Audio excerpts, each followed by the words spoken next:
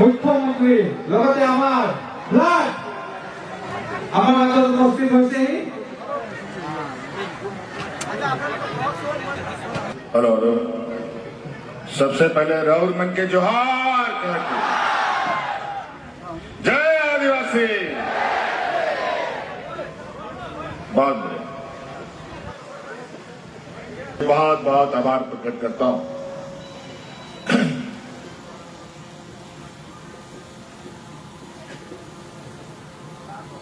आप सबको पता है कि असम में असम विधानसभा को लेकर चुनाव का माहौल है।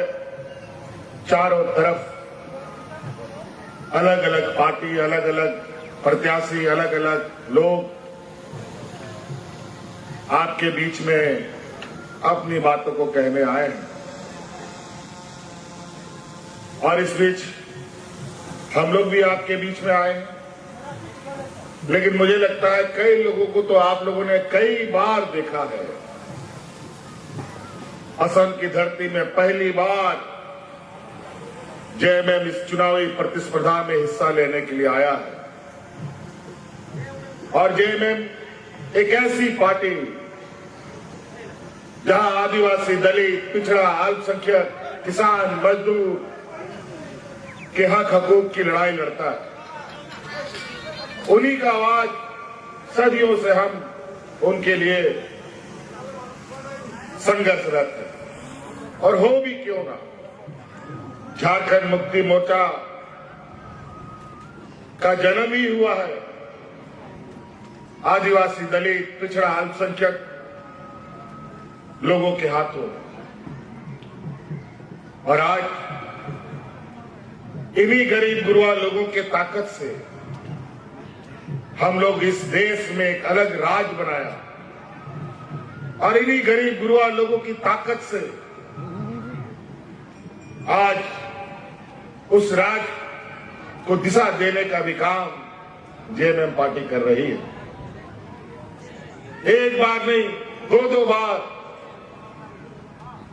इससे पहले भी छोटे मोटे समय में राज को दिशा देने का मौका हम लोगों को मिला था। अभी तो पूरी ताकत के साथ आदिवासी, दलित, अल्पसंख्यक, जितने भी किसान, मजदूर हैं, सब लोग एक साथ एक छत के नीचे रहते हैं और अपना हक अधिकार जिसके लिए उनका संघर्ष होता है, अब वो संघर्ष करने का जरूरत नहीं पड़ता। आज हक अधिकार उनके दरवाजे में पहुंचता है। आज इस चुनाव के दौरान मुझे असम के क्षेत्रों में जाने का मौका मिला और इस चुनाव में पहली बार पहले चरण में हम लोगों ने विशेष रूप से असम के चाय बागानों को ध्यान में रखकर यहां राजनीतिक कदमें बढ़ाई और इस पहले चरण के दौरे में जो हमें महसूस हुआ, आंखों से देखा, वो बड़ा ही चिंता करने वाला विषय है। आज चाय बागान के गांव में भी जाने का हमें मौका मिला। आज वहां के मजदूरों को उनके मजदूरों के घर को देखने का मौका मिला। उनके बीच उनकी बातों को भी सुनने का मौका मिला और बड़ा ही मुझे आश्चर्य हुआ। हमको लगा कि झारखंड प्रदेश ही देश का सबसे पिछड़ा राज्य है, लेकिन यहां आने के बाद मुझे लगता है कि हमसे भी पिछड़ा ये असम के राज्य में है। जो शापित जीवन आप लोग जीने के लिए मजबूर है, निश्चित रूप से आज के इस युग में ये बहुत बड़ा चिंता का विषय है। और जहां डबल इंजन की सरकार हो और जो राज केंद्र सरकार का सबसे प्रिय राज हो, वहां पर गरीब किसान मजदूरों का, आदिवासियों का जो जीवन स्तर है वो इतना दयनीय है। साफ पानी पीने को नहीं, पक्का मकान नहीं, कोई व्यवस्था उनके लिए नहीं, बिजली नहीं, पानी नहीं, स्कूल नहीं, सड़क नहीं, सब भगवान भरोसे।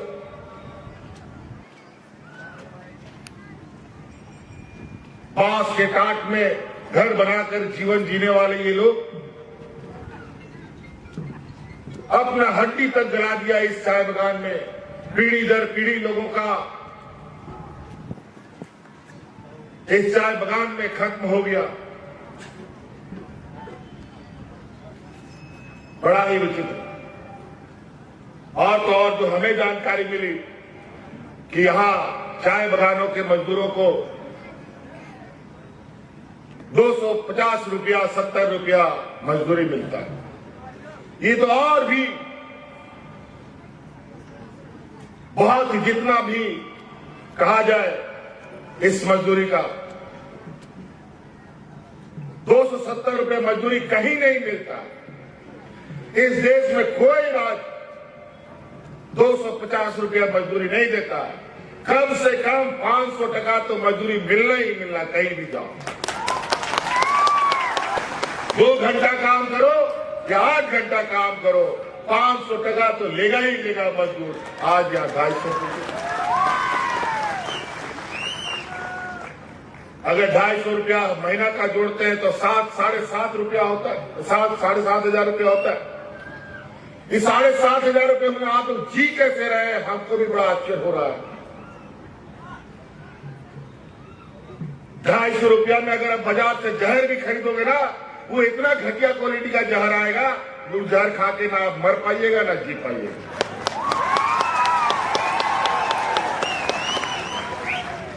इतना खराब। इसका मतलब यहां की सरकारों ने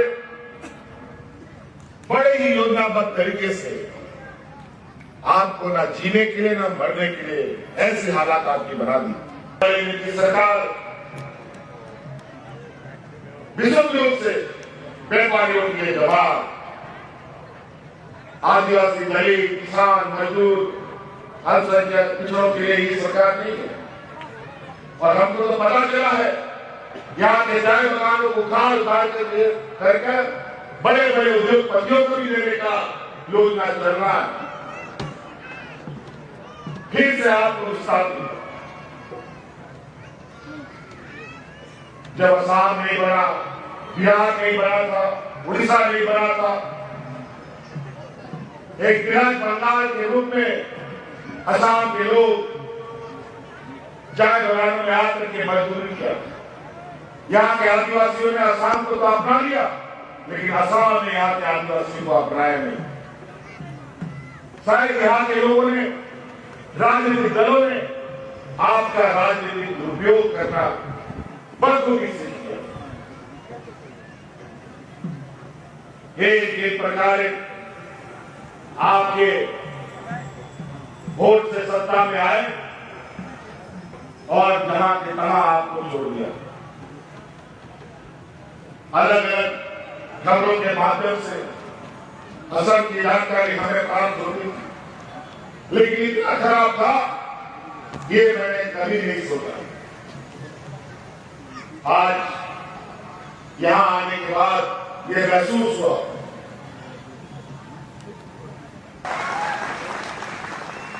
आज चाय बागान के क्षेत्रों में रहने वाला लोग, आज असम का पहचान चाय बागान है भाई। असम का अर्थव्यवस्था का रीढ़ का हड्डी है चाय बागान। और इस चाय बागान को यहाँ के आदिवासियों ने, किसानों ने अपने कंधे में उठा रखा है। और यहाँ के किसानों की हालत बद से बदतर है। और आज चुनाव का समय आ गया तो हमें पता चला है कि महिलाओं के खाते में 9-9 हजार रुपए दे रहा है। वो इसलिए 9 हजार रुपए दे रहा है कि अगला 5 साल तक फिर आप ये भाजपा के गुलाम बन करके रहे। हमें बताओ, 9,000 टका में क्या होगा? 5 साल चलेगा क्या? ये डबल इंजन की सरकार को क्या कमी है? क्यों 5 साल में 9,000? क्यों नहीं हर महीना 9,000 यहाँ के महिलाओं को मिलता है? नहीं देंगे, ये देने वाले लोग नहीं है। ये मात्र चुनाव जीतने के लिए इन किन प्रकार ये लोग दांव खेलते हैं। आज जाके करके देखिए हमारे झारखंड में कोई महिला, कोई जो बच्चियां हैं, जो आधी आबादी है और जो बूढ़ा बुजुर्ग है 60 साल से ऊपर, आप लोग 5 दिया लगा करके भी खोजेंगे ना, बिना पेंशन का कोई नहीं मिलेगा, सबको मिलता है।